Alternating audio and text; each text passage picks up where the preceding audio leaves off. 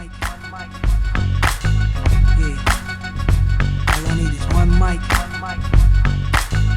Yeah. All I need is one mic. Hey everybody, welcome back to One Mic, where I watch shit so you don't have to. And today I'm here to talk about episodes 5 and 6 of Hulu's Mike, entitled Desiree and Jailbird, respectively. These two episodes collectively revolve around the events that led Mike Tyson into prison, his rape of a young girl named Desiree, and his time spent in prison that resulted in him emerging as a member of the Islam faith. So these first two episodes, they're interesting. These two episodes are interesting collectively because the first one in particular, I think, is pretty special and easily the best episode of this season.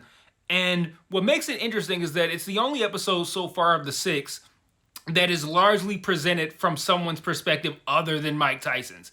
And I think that's interesting just in and of itself because if you look at that situation, there's probably, because I haven't seen it, the stand-up one-man show that this is based on, that they show, that they kind of, portray in this show, I'm assuming he gives his own perspective on the rape charge in there. He might not, but I'm assuming he kind of does. And if you have his perspective on that situation, it's interesting to showcase it from the perspective of the victim. And I think that makes this really resonate because what we see really, really kind of like flies in the face of everything that this show has shown us about Mike to this point. Like, okay, so he's barely in the episode. It's told from someone else's perspective. And then the bit that we get, I think, is meant to maybe not necessarily change the way we look at him, but to at least pull us out of this, I think, kind of like fairy tale world where Mike Tyson is a sympathetic character. Up to this point, we've seen him, he constantly talks about being a piece of shit, being from, never having shit growing up, being someone who was destined to fail, always being in fights, always causing trouble. And from his perspective, he looks like the victim. He looks like somebody who just was born into bad circumstances and just wants to be loved. And we, I think because of that, feel sympathetic of him. But in this episode, when we get the perspective of a victim of Mike Tyson, we saw him beat up all these people in previous episodes, people on the street, robbing people. We might have a different idea of him or perspective on him if, say, the episodes were told from the perspective of the person that he robbed or the person that he beat up. And we're like, man, this Tyson guy's a piece of shit. But like, they make us look, they give us a perspective on him that's supposed to make us feel bad for him. And when they show this episode and they show it from Desiree's perspective, it makes you look at him, it makes you not even look at him differently, but it makes you realize that there are different versions of him. He's evolved as a person, and there are different portions of his life in which he's been a unique sort of person. Like, we have this initial stage where, like I said, we're kind of meant to feel bad for him. He's coming up, he wants the attention, affection, he's doing this to be loved. Then we have the portion of his life from like Robin Givens up until probably the end of his career, where we looked at him as just like, what is this scary fucking like crazy person? And then there's a different version of Mike Tyson that we've seen kind of like post his fighting career that is entirely different. Although I will say episode 6 kind of gives me some insight into that guy as well. But I love the line in episode 5, and I've shit on the idea of in consistently across many shows, the idea of breaking the fourth wall and talking into the camera. Not a huge fan of it, but I love in this episode, in episode 5, when he looks at the camera and let me make sure I wrote it down directly. You don't love me no more. Looking into the camera. I thought that was a brilliant line because that is exactly how I was feeling at the time.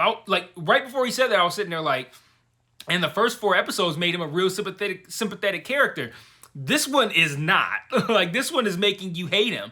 And that's such a strong contrast with how he's been presented in the first 4 episodes. And I think that is because of the first 4 episodes are presented from his perspective. So of course he's going to paint himself as the victim. Then this episode, from someone else's perspective, where they're the victim, and now he looks like a totally different person and we look at him differently. And I thought that was the brilliance of that episode. It was a great one. And then he gets on the stand and he tells a story that's completely the opposite of the one that she told. His story feels wrong. It feels implausible.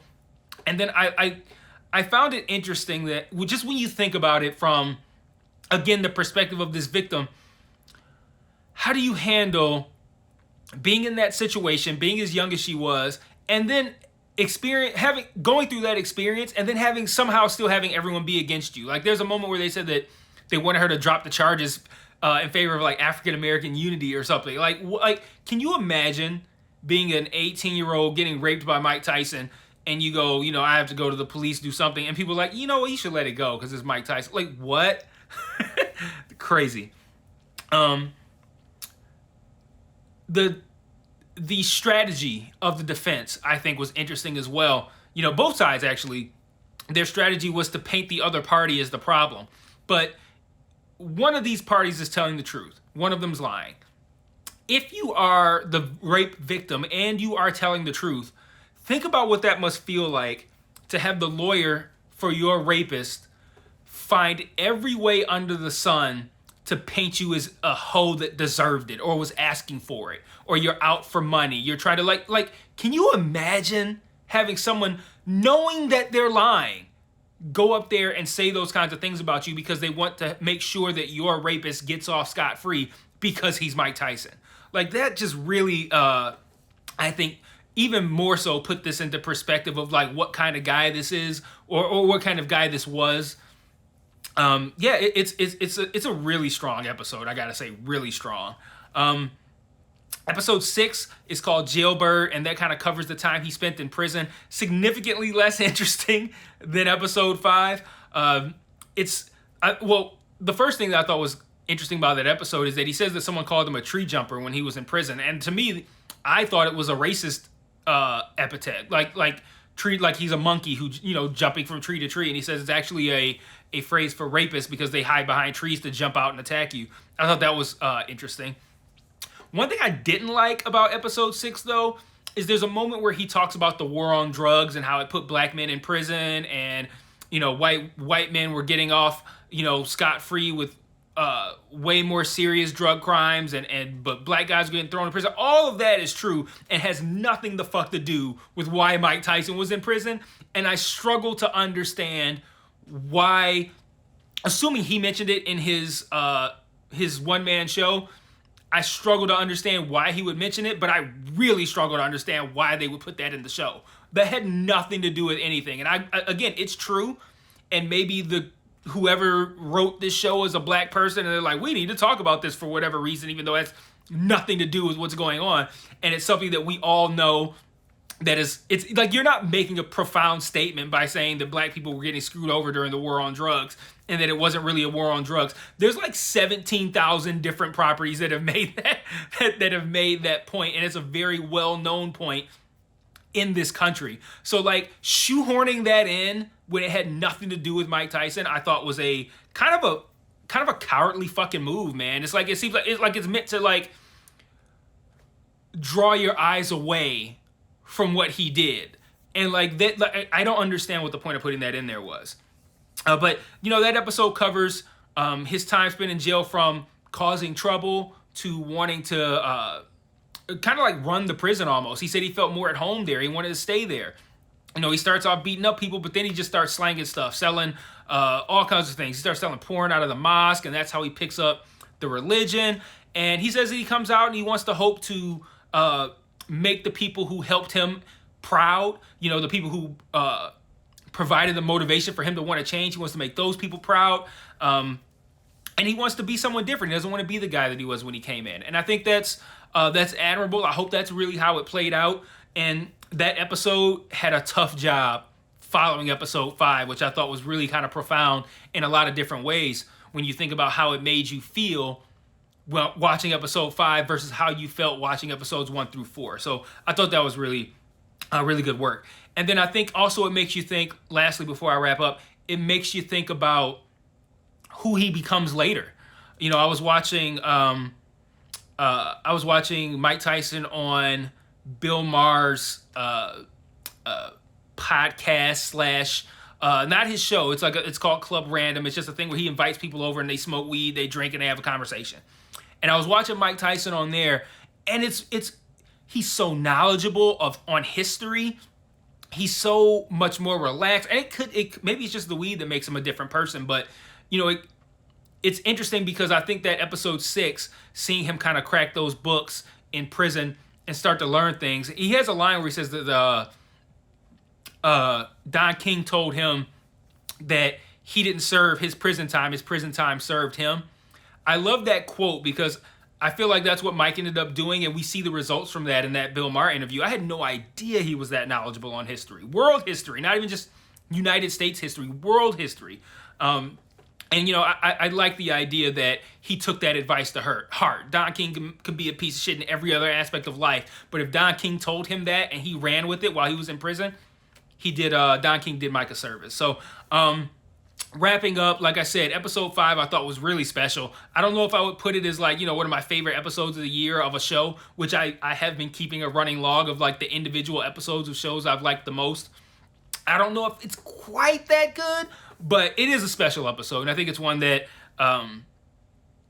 it's interesting to think about how it alters your perspective on Mike Tyson, but also what your perspective of him was before going into that episode, how you felt about him watching the first 4 versus how you feel about him watching that 5th one, and how I think the key difference here is that the first 4 are told from his perspective and the 5th one isn't.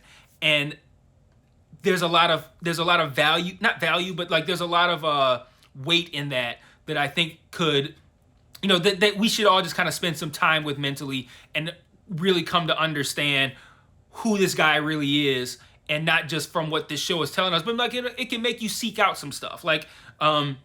There's a line at the end of it where they said that he spoke it to a hot mic and said, I should have killed that slimy bitch. I thought, dude, if he said that into a hot mic, why haven't I heard of that?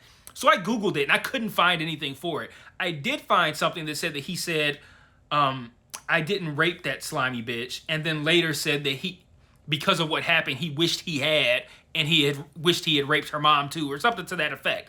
I could not find very much evidence that this was said, but again, think about the guy we saw in the first 4 episodes. Think about the guy who I just told you about now that I saw on Bill Maher, but think about how that reflects on him if he said that. You're not making your case for not being a rapist when you say, I didn't rape her, but I wish I had. Okay, well, you're not convincing me that you're not capable of raping somebody if you say something like that. But that's all I have for these 2 episodes. I will see you guys next week for what I believe is the final 2. I can't remember if it's 8 or 10. It might not be. I feel like it's 8. So I will see you guys next week for what I think is probably the final 2. And until then, peace.